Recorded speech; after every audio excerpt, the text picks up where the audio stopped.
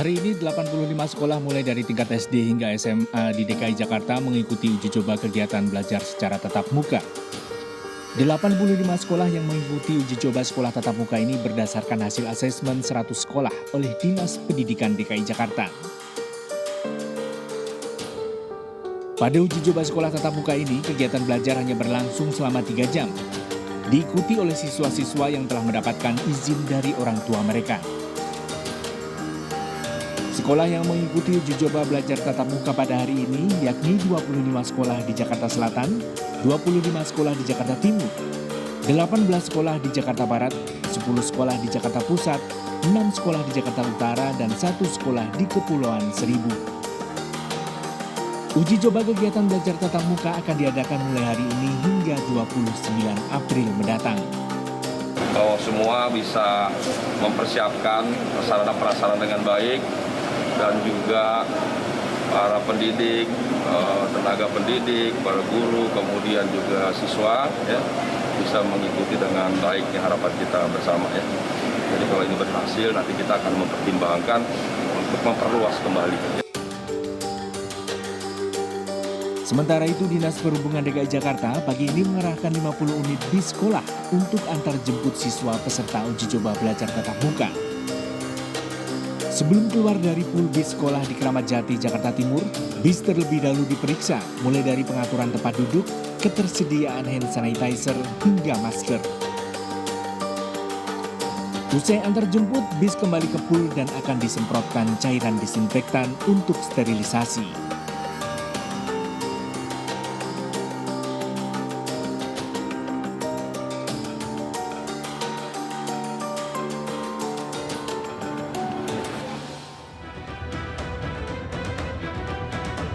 Uji coba sekolah tatap muka dimulai, lalu bagaimana kesiapan sekolah? Kita akan membahasnya bersama dengan Ibu Ratna Suminar, Kepala Sekolah SDN Cideng 07 Jakarta. Selamat malam Ibu Ratna. Selamat malam Pak Wilson. Baik, Ibu Ratna, sudah diberlakukan mulai hari ini untuk uji tatap mukanya. Bagaimana evaluasi hari ini, Bu? Terima kasih Pak Wilson. Alhamdulillah hari ini proses tatap muka di sekolah kami SDN Cideng 07 berjalan dengan lancar. Semua protokoler kesehatan kami jalankan dengan sebaik-baiknya. Dimulai dari rumah, anak-anak memakai masker dan dibekali bekal. Sampai sekolah mereka tetap mengikuti protokoler kesehatan dengan mencuci tangan, mengukur suhu, lalu masuk ke kelas yang sudah disesuaikan dengan menjaga jarak. Demikian Pak Wilson. Nah, ini apakah semua kelas dari kelas 1 sampai kelas 6 masuk atau kelas berapa saja yang untuk uji coba ini yang masuk, Ibu? Baik, yang kita uji coba baru kelas 4, 5, dan 6. Itu pun jumlahnya terbatas 50% dari setiap jumlah siswa per kelas. Nah, jika tidak seluruh siswa masuk secara bersamaan, bagaimana pembagiannya, Ibu? Apakah dibagi ke beberapa mata pelajaran, lalu juga dibagi juga mungkin ke beberapa bagian siswa sehingga pembelajaran bisa didapat merata, Ibu? Ya, jadi begini Pak Wilson, kita membagi pembelajaran ini dengan pembelajaran BDR dan tatap muka. Untuk BDR, mereka belajar di rumah. Dan secara bersamaan dengan pembelajaran tatap muka, di mana pada saat terjadinya kegiatan belajar mengajar, mereka akan bersamaan acara tatap muka dengan BDR. Begitu Pak Wilson. Baik, nah kalau untuk yang di sekolah, apakah semua murid ini diizinkan orang tuanya, Ibu, untuk langsung ke sekolah mengikuti belajar tatap muka? Alhamdulillah orang tua ini sangat respon dengan pembelajaran tatap muka, dan mereka memang sudah menunggu sejak sekitar bulan Januari yang diinfokan bahwa kita akan memulai pembelajaran tatap muka. Jadi pada hari ini respon dari orang tua sangat mendukung. Baik, sangat mendukung. Selama di sekolah berapa jam pelajaran yang diberikan kepada siswa yang ada di sekolah, Ibu? Kita mulai jam 8 dan diakhiri jam 11. Jadi kita 180 menit atau 3 jam untuk setiap harinya. Di mana setiap kelas itu bergantian. Kelas 4 untuk hari Senin, kebetulan di hari Rabu ini jatuh untuk kelas 5. Berikutnya hari lainnya itu akan disemprot dulu untuk steril kelas, kemudian baru dilanjutkan ke kelas 6 berikutnya.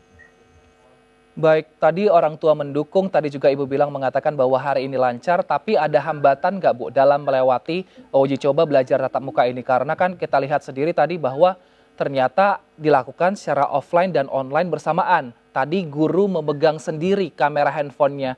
Apakah ini mungkin menjadi ribet gitu gurunya Bu untuk mengajar siswa yang ada di kelas?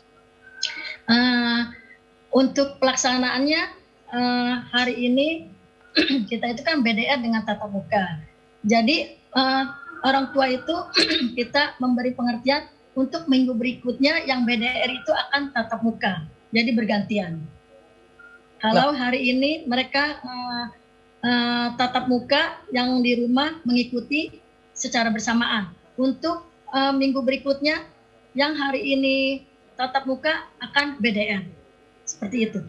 Baik. Kalau untuk gurunya sendiri Bu, kita melihat tadi tim liputan kita juga berada di sana, menyaksikan secara langsung bahwa guru ini mengajari siswa di kelas secara langsung.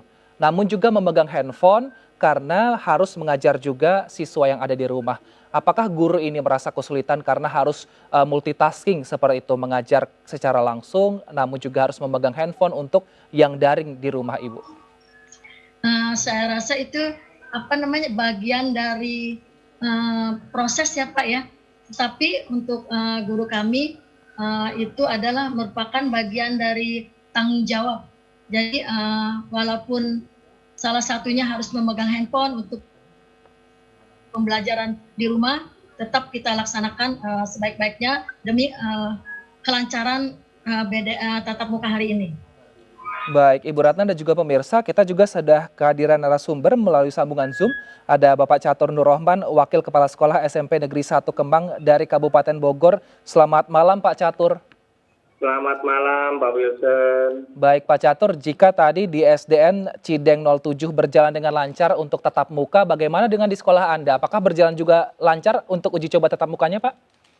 Oh ya, alhamdulillah di sekolah kami di SMP Negeri 1 Kemang Kabupaten Bogor sejak 22 Maret kemarin menjalani uji coba model menjadi sekolah model untuk pembelajaran tatap muka terbatas sesuai dengan SK dari Kepala Dinas Pendidikan, dan alhamdulillah selama 3 pekan sekarang ini berjalan dengan baik, tetap sesuai menjaga protokol kesehatan dan sesuai dengan checklist persyaratan yang dipersyaratkan oleh Dinas Pendidikan maupun dari Satgas COVID begitu.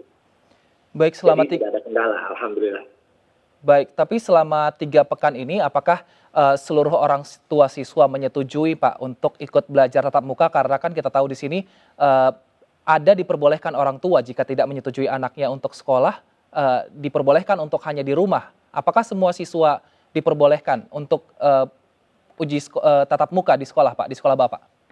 Kebetulan di sekolah kami alhamdulillah semua orang tua menyetujui, dan kami juga sudah mengadakan survei dan sudah kesepakatan dengan komite sekolah, komite kelas, dan mereka rata-rata mendukung.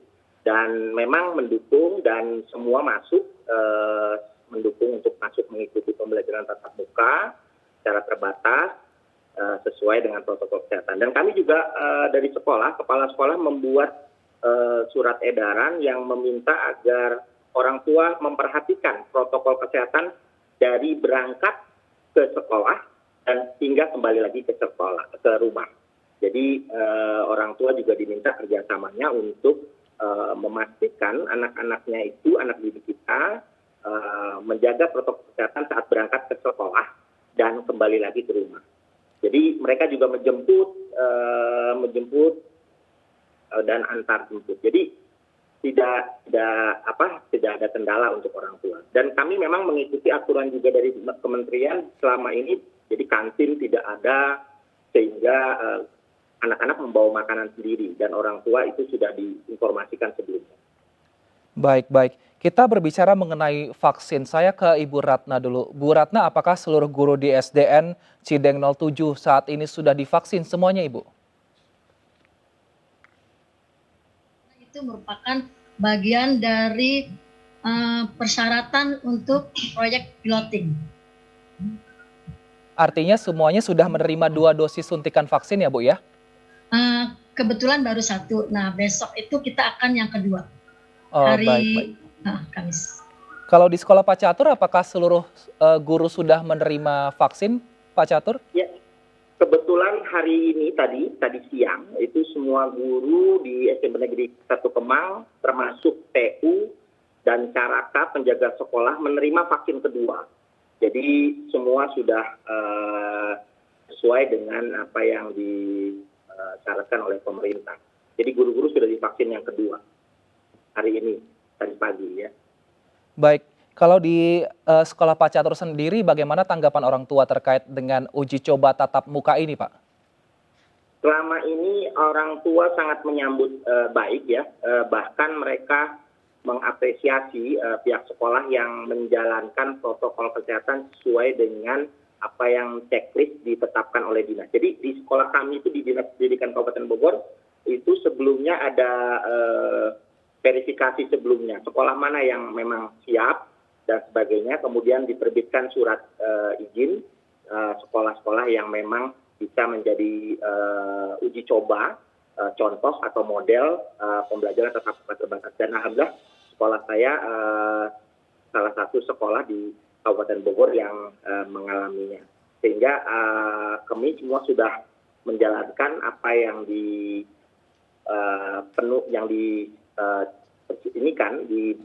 diwajibkan dalam checklist persyaratan kesehatan menurut Satgas Covid. Kami juga kerjasama dengan puskesmas, dengan kecamatan sebagainya, sehingga orang tua tidak merasa khawatir. Alhamdulillah selama ini mereka sangat nyaman lah begitu. Baik, Bu Ratna dan Pak Catur, ada fakta menarik bahwa ternyata di Ponorogo dan juga di Semarang untuk guru dan siswa yang akan melangsungkan pembelajaran tatap muka, ada fasilitas yang disediakan oleh Dinas Pendidikan dan juga pihak sekolah, yaitu tes genos, Ibu dan juga Bapak. Apakah ini juga sudah dibicarakan dengan Dinas Pendidikan DKI Jakarta dan juga Jawa Barat untuk pengadaan alat ini agar lebih merasa aman ketika belajar tatap muka nanti?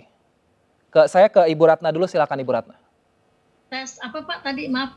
Tes genos, Ibu. Yang ini saat ini merupakan keluaran dari peneliti Universitas Gadjah Mada.